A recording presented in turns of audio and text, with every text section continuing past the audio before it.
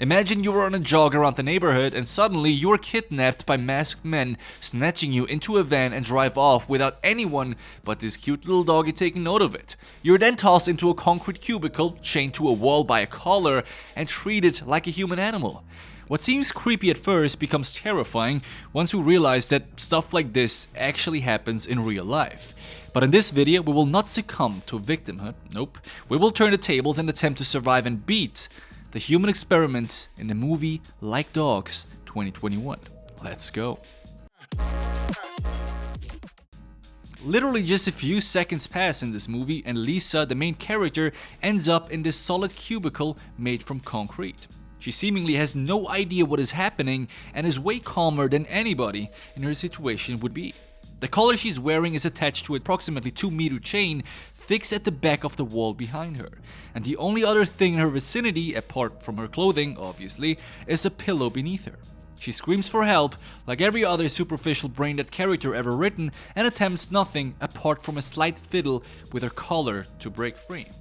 Which is strange to an outside observer, no? I mean, there are a bunch of other things to check out, in my opinion. The first thing that comes to mind is to follow the chain.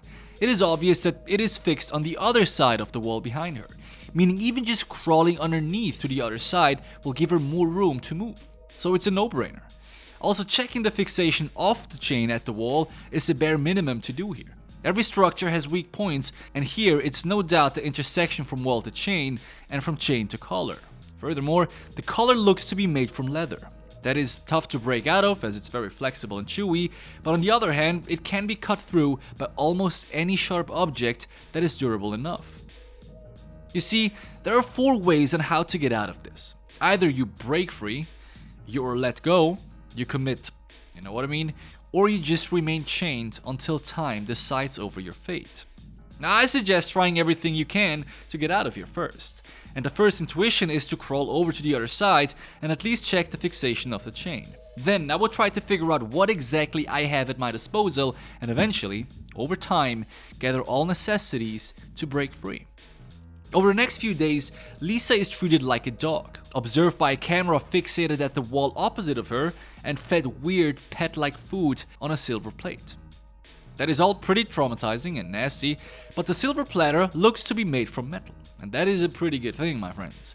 Using the concrete wall and the blind spot of the camera observing you should allow us to sharpen the plate enough to maybe cut through the collar around our neck. Not only is this similar to a strategy inmates frequently use to sharpen weapons, but it's also quite simple to do. Now, Lisa doesn't do any of that. In fact, the first time she gets a meal served on a silver platter, she devours the food without giving it a second thought. A short while later, she loses consciousness, proving that the food is drugged. Now, some more days pass and her collar is upgraded to another one using asphyxiation to keep her in check. I mean, why not? She is then led outside and observed for further revelations. Now, what happens is basically this. She starts running, thinking she can escape, I guess, eventually makes it to the fence, and is electrocuted while being choked by the fancy new collar she's wearing. This, ladies and gentlemen, was not a good attempt. Why would they let you go without removing the collar first? That doesn't make any sense, does it? Instead, she should have just used the time spent outside to check where she is, right? There could be quite a few interesting things out there. Now, our character wakes up to another character, finally, in the same room just on the other side. The new guy and Lisa are having a chat despite not seeing each other. She eventually tells him to show himself so that she knows that she isn't hallucinating and that he is indeed real. Whatever we might think about this is a good thing. Not only do we by now know that social interactions are healthy, but it also adds a new brain to this situation. They talk and talk and talk until they're given a new round of drugged food. Now, knowing the food is being drugged, Lisa eats it despite Adam and their first-hand experience urging her not to eat it. She's either too dumb or something else is going on, because why would you voluntarily go for drugged food? While Adam refuses to eat, a voice from the speaker orders them to do so regardless. He again refuses, prompting one of the guards to come in and taser him unconscious. Lisa tries to defend him, pathetically, and is tasered as well. Now, multiple things happen next that are quite a bit interesting. First, they wake up isolated from each other, but are then, for whatever reason, brought into cubicles next to each other. Adam rightly mentions that this is a pretty good time to devise an escape plan, which is true. Now they can whisper and don't have to scream across the room, which of course draws a lot of attention to them. Too bad that this guy has no idea what is about to come. So as they're trying to figure something out, one of the guards interrupts them, pressures Adam into his cell again, and urges Lisa to do the same. But she refuses. As a punishment, she is choked by the special collar again and passes out. Yeah, we get it by now. They're brought another round of drugged food, but Adam takes a chance and attacks the guard and knocks him out. He then releases himself and her, and they probably try to escape. But as Lisa gets released, she, instead of thanking him, knocks him out instead and calls for the guards. What this poor bastard didn't know was that Lisa is part of the team conducting this experiment, which is super weird and doesn't make any sense because she was kidnapped during the first few seconds of this movie.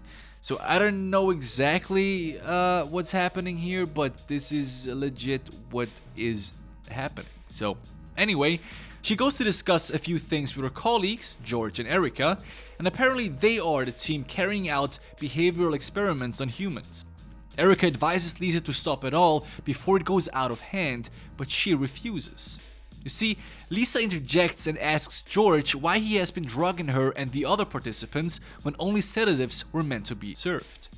Based on the hallucinations she had, she is certain that psychotropic drugs were used instead. While they're discussing the matters, a woman named Dr. Fisher calls and asks why the cameras are off. She is the head of the experiments and also the one who is drawing out money from the university fund for this experiment. Now, this woman keeps a close eye on all the things happening around here, but obviously we can already tell that she sucks at her job. Now, while Lisa is escorted back to the cell, her colleagues argue why she wants Adam to be her main participant. And, well, in fact, there is a good reason for that, but we will come to that in just a bit. For now, Lisa asks Erica one more time what they have been adding to the food, and she confirms again that nothing but sedatives were added, but Lisa is still not convinced. Lisa is shifted back to her cell and, well, she wakes Adam up and somehow convinces him that her knocking him down was just his hallucination, and none of that actually happened. The poor guy trusts her and believes whatever she says, which is a little bit weird if you ask me. The next morning, Lisa and Adam are released outside and asked to walk along. They continue walking, but Lisa suddenly urges Adam to climb up the fence and escape. They know this won't free them, but do this anyway, and as expected, they black out due to choking from the collar. Imagine you are participating in this experiment voluntarily like Lisa. Why would you want to get choked every day? That's some perverted stuff right there, my friends. Now, after getting unconscious, Lisa and Adam wake up tied to a bed. Both of them are drugged, and Lisa again hallucinates about her and Adam making out, while Adam hallucinates about this.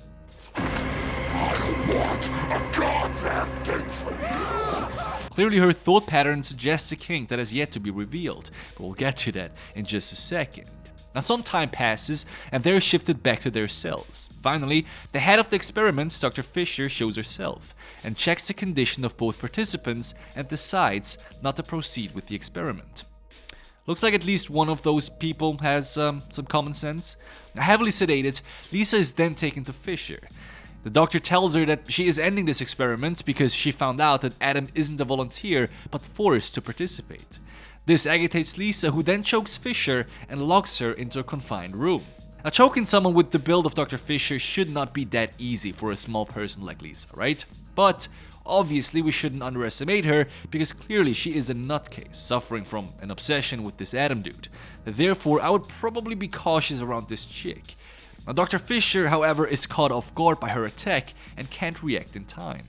Sometime later, George finds her, but he, instead of helping her boss, crushes her face with pushing down a heavy shelf onto her head.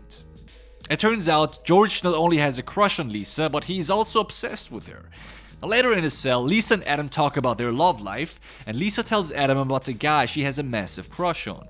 Meanwhile, Erica finds Fisher's mutilated body and screams. Lisa hears this, frees herself, and Adam, seeing all of that, is completely found stupid. And fair enough, man. Imagine being in this guy's shoes. I mean, what the f*** is happening? This movie is, I don't even know what to say about this. Now, George finds Erica and knocks her unconscious too. This guy's on a streak. He also attacks Adam and Lisa as they try to escape. In the next scene, we see Erica and Adam tied to a chair in one room and Lisa in another. Erica wakes up Adam and tells him that Lisa is in fact the mastermind of this crazy experiment and he just her guinea pig. He has been chosen because Lisa likes him, and now Adam realizes that the crush Lisa was talking about was himself. Not the brightest guy either. Lisa basically witnesses this whole conversation and begs George to let her fix this. George, however, has none of this and takes her to the cell where the other participants are kept. Lisa is astonished to see that the participants are the guys that Lisa has once dated or have wronged her. Now she thought she was the mind behind all of this, but in reality, it was George. He is the complete mastermind of this movie, my friends. Anyway, now Lisa understands how fixated George is on her, like she is fixated on Adam, but of course that is not the issue because the issue is George, clearly. He even tells her that when Lisa was hallucinating about Adam, it was him whom she was making out with. He molested her, and you know, all that other kinky stuff you do when facing an unconscious person, apparently, according to this movie. Jesus Christ. He takes Lisa to the room where Adam and Erica are kept, and then passes her the choice between Adam and Erica, basically requesting her to choose which one of them she wants to save. Which is a dumb question because we already know the answer to that. Obviously, she chooses Adam and activates Erica's collar, causing her airways to tighten, eventually leading to her death. But instead of her collar being triggered, Adam's collar is the one that is activated. Also, something that is fairly obvious as George is also an obsessive creep just like Lisa is. In fact, I would claim that they make a better pair than anybody else in this movie. Prove me wrong. Now obviously, he switched the colors around so that Adam is the one who dies because he wants Lisa all to himself. Now in my opinion, the only solution to beat this situation right here is to surrender. George won't stop until he gets what he wants from Lisa. All she has to do is to make him believe that he has won. There are multiple ways on how to go about that, but nothing else can be done until the collars of all participants are taken off, as they give him the power to rule over any of them. On the other hand, George is also a cold-blooded killer, and our characters actually know that. I mean, he killed Dr. Fisher, so really attacking this dude and trying to render him unconscious is probably the best strategy here. If you notice here, their hands are tied to the chair, they have the collar on, but their feet aren't tied to anything. That means they could stand up, at least to some extent. Now while George was busy with Lisa, Adam should have stood up, run towards him, and boom, tackle this dude and finish the job. But none of this happened, so Adam bites the dust. Now George doubles down because he's a creep, hands Lisa the device again and shows that not only Adam but all other guys that have ever wronged her are choking as well. But Lisa has other plans. She simply triggers her own collar, prompting George to react because he doesn't want to injure her. Duh. Now she could have done that before the only normal guy in this movie died, just as a small side mark. Now Lisa tackles George, frees Erica, and runs away. As George pursues them and eventually catches up, they are successful in pinning him down. Lisa goes for a brutal strike, killing him, and then, for a reason that I can't quite comprehend, kills Erica too. Because why not? It fits the weirdness of this plotline. She then casually walks out wearing her glasses and lab coat, probably impersonating Erica, or perhaps Ethan Hunt, and walks away with smoke coming out of the building, showing that she is probably burning it down to wipe out all the evidence. Good luck with that, my friend. Well, guys, this is the end of this movie. If you want to see what makes a bad movie bad, then maybe you should check out this one. Wasn't not the best thing that I've ever watched, but it is what it is. I hope you've enjoyed this video though. Let me know what you think. I'll catch you again next week. Thanks for watching, and peace out.